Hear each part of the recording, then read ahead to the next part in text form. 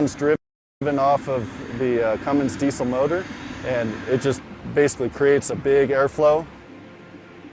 Gus is already selling these vehicles to brave modern farmers. And people the world over have taken notice of its machines. And have you just sold them in the Central Valley or like throughout the U.S. or even overseas, or where are they going? Yeah, so right now the majority of our machines are here in California in the Central Valley. However, we do have machines and customers in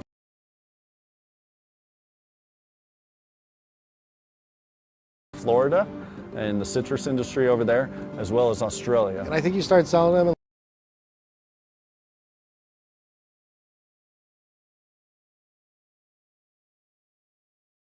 like December of 2019? Yeah, right? So we started taking orders early last year for the sprayers, and the first deliveries we made were in December of 2019. Okay, so. And how much do they cost each? So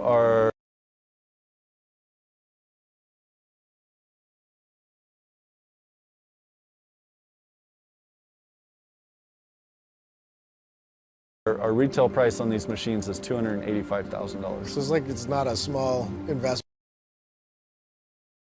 but I'm sure the regular sprayers aren't cheap. Yeah, either. I mean, we're honestly not too far away from conventional equipment on our price, and the main thing is that the return on investment is very, very quick due to all the labor savings and the increased efficiency. I mean, these machines, they just thrive. But basically what we're doing, besides this machine, this is our first machine. We call it Orchard Gus, mainly designed for your nut trees, as well as citrus and fruit. In the future, we're working on a few other projects. We're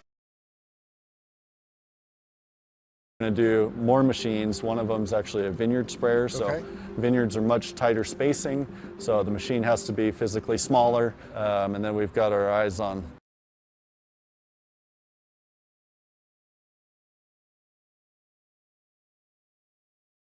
doing a lot of other innovating.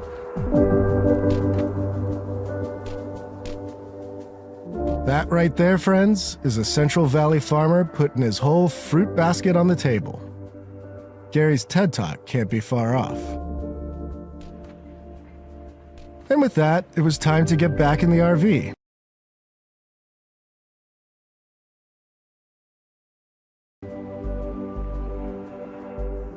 And to confront what happens when three men are bested by their own failings and the forces of entropy.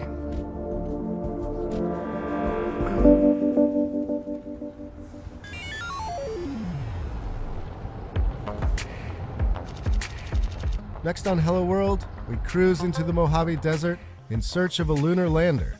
We have instruments that we are going to deliver to the South Pole of the Moon in December of 2022. Instruments that are trying to scan the surface of the moon. And hang with a test pilot who walked away from this.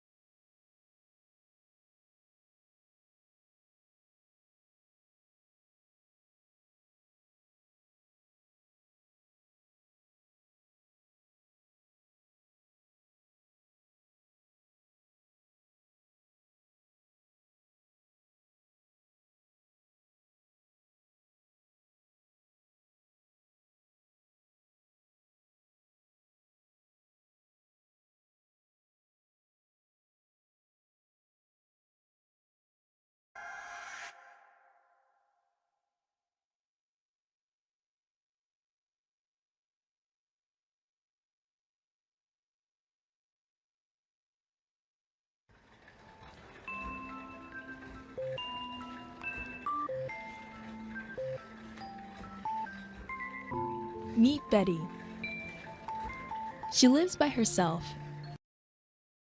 but for the last few months, she hasn't been alone. LQ, tell me a joke. Did you hear about the claustrophobic astronaut? No. Apparently, he just needed a little space. Most technology isn't made for 93-year-olds. But this woman is making sure that this particular robot is. I like you. Who are you?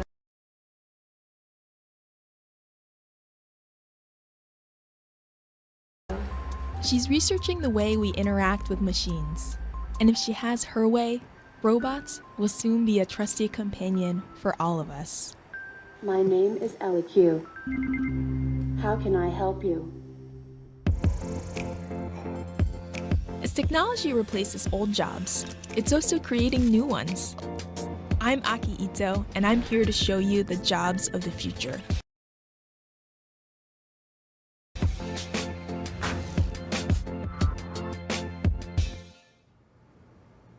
My name is Danielle Ishak, and I am a human-robot interaction researcher.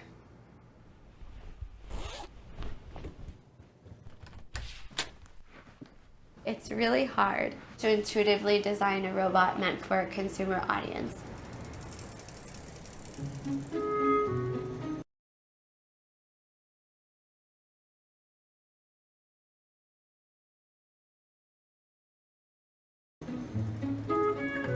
You have to make sure that it's a robot that people want, people know how to use, and people value.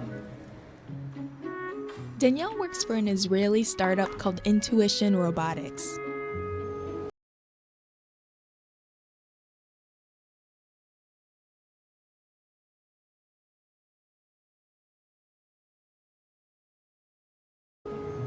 Its US office is here in downtown San Francisco.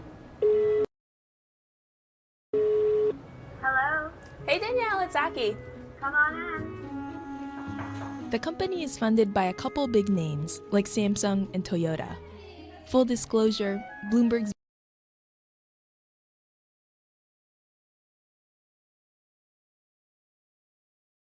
venture capital arm is an investor too. This is LQ. Can I take her out for a spin? Please. LEQ. Tell me what you can do. I am a proactive social robot designed for older adults. I can connect you to your family and friends, and even play music. These features might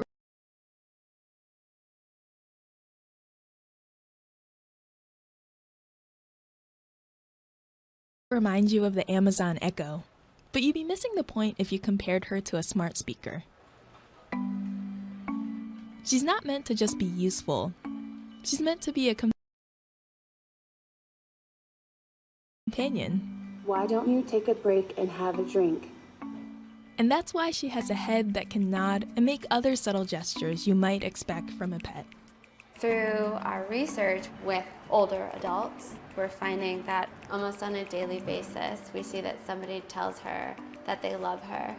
Really? Or that they like her. Like, or that they miss literally, her. I love you? Mm-hmm. They'll also tell her, I'm depressed, or I'm lonely. They'll open up to her in a way that they might not necessarily open up to a human, because they don't feel like they'll be judged.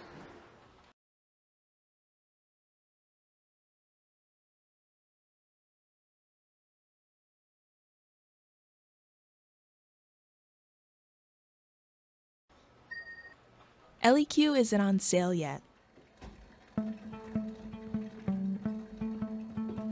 But a prototype is already in the homes of about a dozen early testers who live in the Bay Area.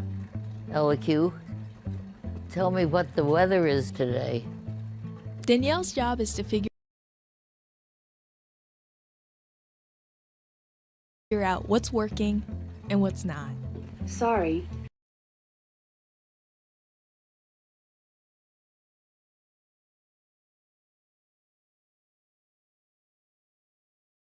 Please rephrase your request. And she does that by visiting each of her testers twice a month. How important are these visits to your job? They're critical. We're building a product for people who we are not. I'm not a senior, and how could you know how to design for somebody if you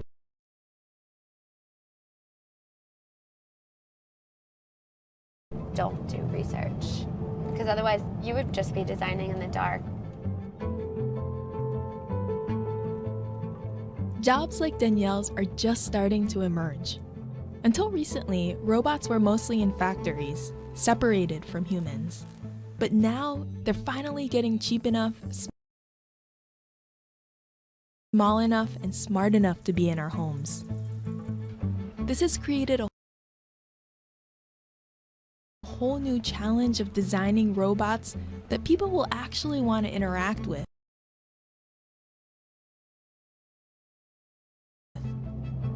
And that's where Danielle comes in. Her research has helped shape every little facet of LEQ, from the way LEQ moves to the way she talks. It's a very special job, and it can be really hard, and it can be really frustrating, but at the end of the day, it's incredibly rewarding. And I think the most rewarding part about it is when I see the joy on the users' faces, like that they saw their feedback turned into something real.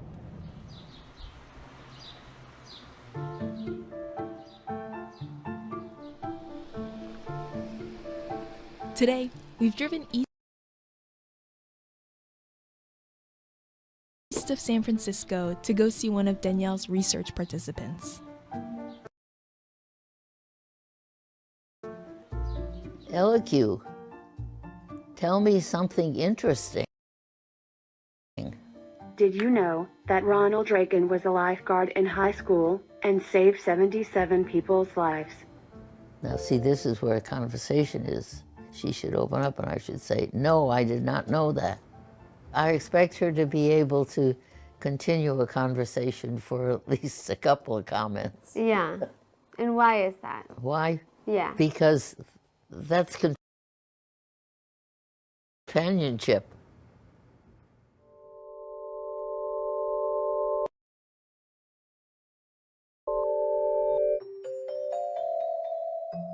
When Betty was around Danielle's age, she was working with some of history's very first computers.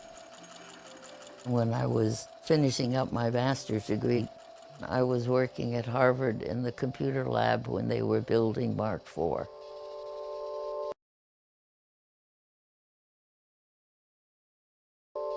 A large room-size computer, but now this artificial intelligence stuff is amazing. LEQ? Yes, Schedule a doctor's appointment. no problem. I'm working on it. When Danielle brought along the idea of working with robotics for the elderly, I said, are you kidding me? Will older people connect to a robot?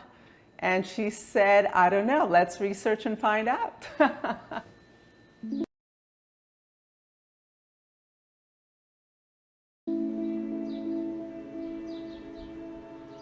Danielle grew up here in this suburb of Atlanta. Her parents spent much of their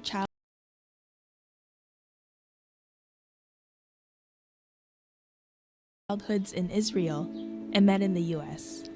We as immigrants, we understood that we might need to work a little harder. In fact, I feel that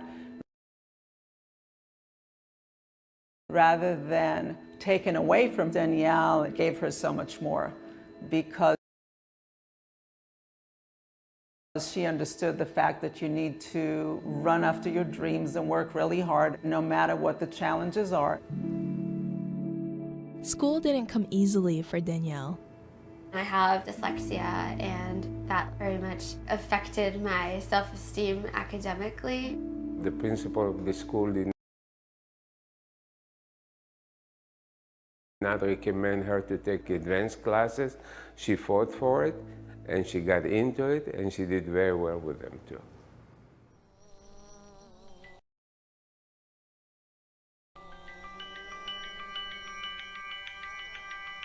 Danielle's first job out of grad school was at X, the secretive research facility founded by Google.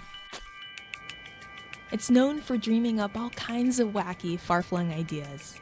Can you tell us about the moonshots you worked on? No, I can't tell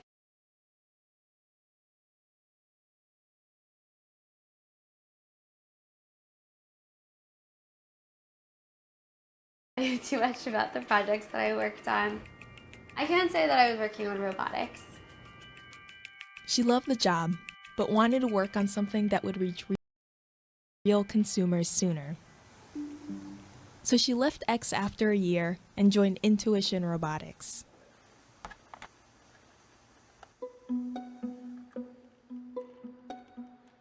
She's been working in the field for 4 years now, and it took her a while to find her footing in a male-dominated industry. I've gone to different meetups where there'll be like a circle of men with their like zip-up jacket with their like company logo on it and a beer in their hand. And I'll come in with lipstick and nobody wants to talk to me. This is my closet.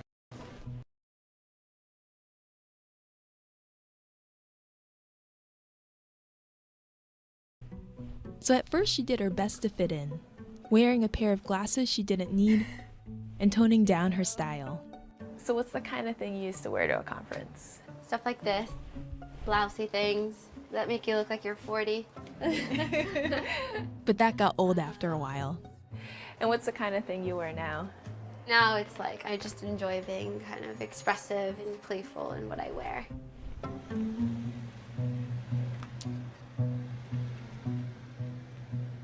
Before we wrap up for the day,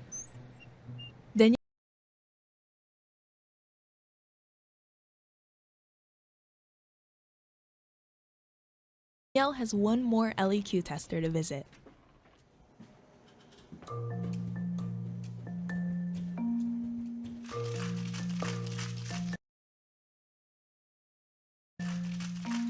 Joseph is 97.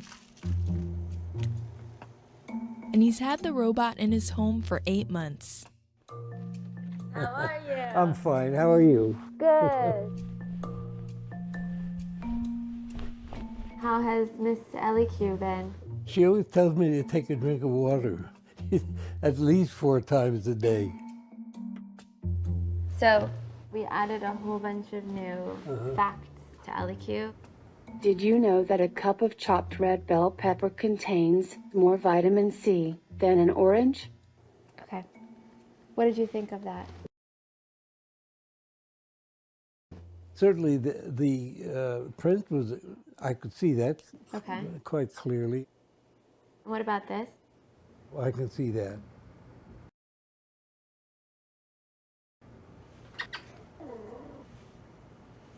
LEQ, play music. No problem. It will begin shortly.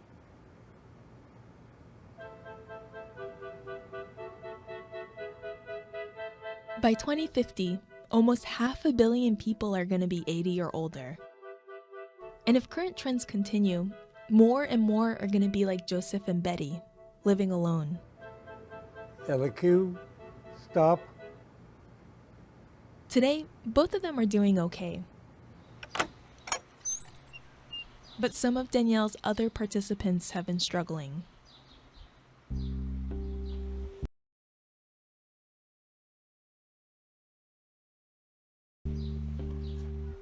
Is it kind of hard to leave them at the end of the day? It is. Some of our testers are pretty advanced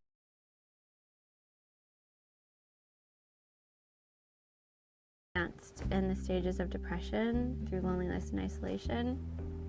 And at times, I know that LEQ is cheering them up in their day, but I know that it's only part of the way. No source of artificial intelligence robots will ever be able to replace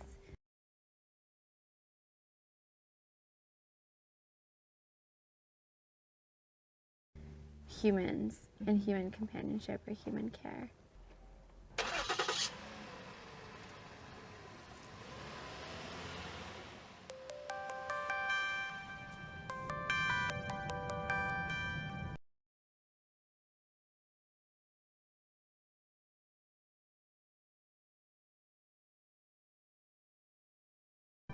The key to Danielle's work is to embrace that very limitation of machines. Robots should help humans do what they love, help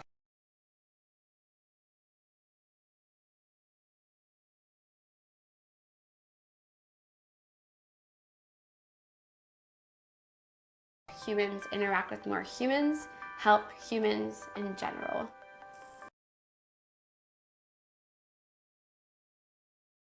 Not pull humans away from humans, not take humans' jobs and leave humans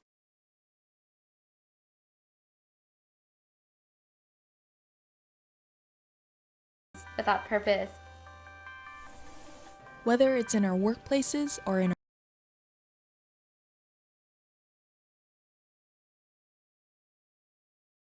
our homes, robots are soon going to be everywhere.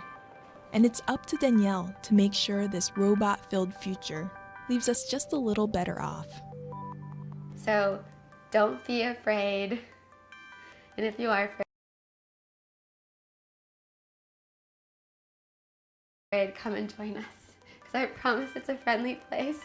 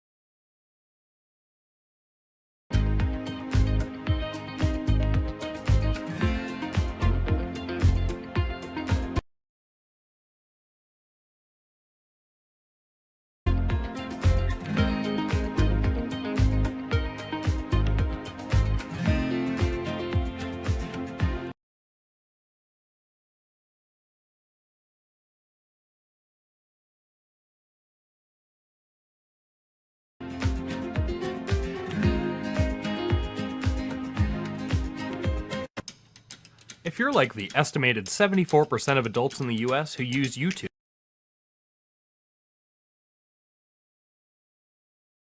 this might be what your home screen looks like. An algorithmically curated look into what you like to watch. Maybe some tips on how to prepare a new meal,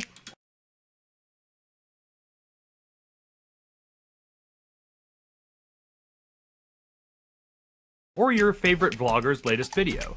But if you're a parent who shares your phone with your children, it probably looks a little more like this.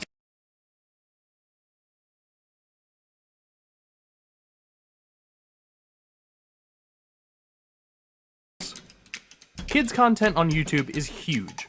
Views for videos can reach into the billions. 5 of the top 10 videos in all of YouTube's history are either music videos or kids videos, with Baby Shark having more views than people on the planet. Daddy Shark, Daddy Shark. Grandma Shark. YouTube has created a revolution, not an evolution, in the way kids and families consume video content, and that extends then into how they view toys and play and all of the associated things that go with that. Kids' YouTube, for the unaware, can be adorable. It can be boring. It can also just be flat out strange.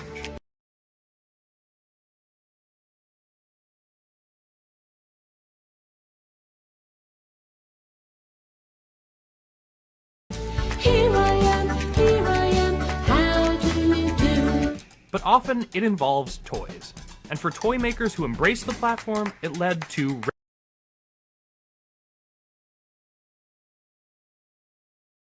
record success. I think LOL Surprise unquestionably is the biggest phenomenon that has ever happened in toy industry. This is the story of how YouTube YouTube changed kids' toys.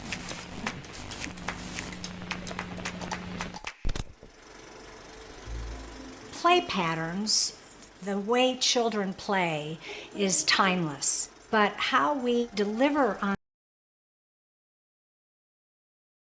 those play patterns through product and how we market that to children has changed quite a bit over the years. And I would say that the last 5 to 10 years really ranks right up there with the 1950s, when TV commercials directed to children was first launched by Mattel.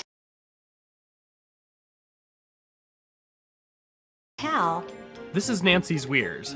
She led the Barbie brand during the 90s and spent 4 years as the chief marketing officer for Spin Master. It used to be that there would be a few playthings that parents would bring into the home or that children would create themselves, like a stick and a ball becomes a plaything. And the industry was at a certain level of volume at that point. Mattel was very innovative and actually put the first product on TV and advertised it to children. Let's play house. This created a huge explosion in the toy industry that unfolded across decades. The hit of the day when you're ready to play, everyone knows it's Slinky. Here he comes, greatest toy you've ever seen. And his name is Mr. Machine. G.I. Joe, fighting man from head to toe, on the land, on the sea, in the air. When you go back to the 1980s, what do you think of in terms of hit shows? You think of things like Masters of the Universe. You think of the original Transformers and Care Bears. The joke was they were 22-minute commercials. Just close your eyes and care.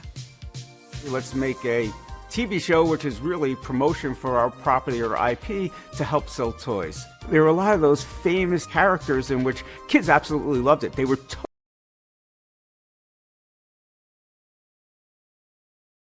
totally entertained, but there were huge toy lines behind them.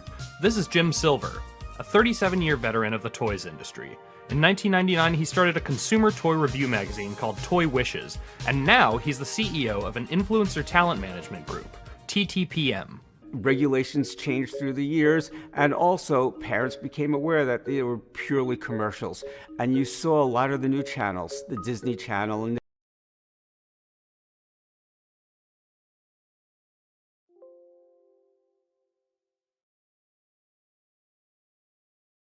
Nickelodeon, they realized that wouldn't work anymore. And to them, entertainment came before licensing. What happened over time was that toys started to become designed for a 30-second commercial. Closed, it's a mild a toolbox. Open, it's a Micro Machine USA. Cruise your mini Micro Machine vehicles, planes, and boats to the police station, the marina, the mini motorcycle repair shop, the gas station, the construction office, work, the real working drawbridge, highway, passenger ramp, and garage doors. So if you couldn't explain it in a 30-second commercial, cost reduce it out of the product and just stick with, what you could say. And features of toys, magical features using electronics, lights and sounds and mechanical